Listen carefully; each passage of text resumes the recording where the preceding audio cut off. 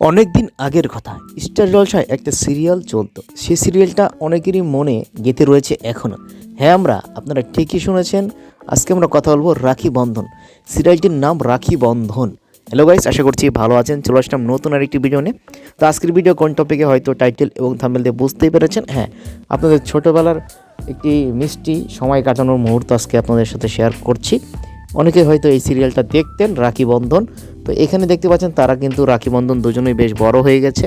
দেখতে পাচ্ছেন কি কিউট লাগছে তাদেরকে। আর রাখি বন্ধন সিরিয়ালটি যদি আপনারা প্রথম থেকে শেষ পর্যন্ত দেখেন তাহলে কিন্তু বুঝতে পারবেন।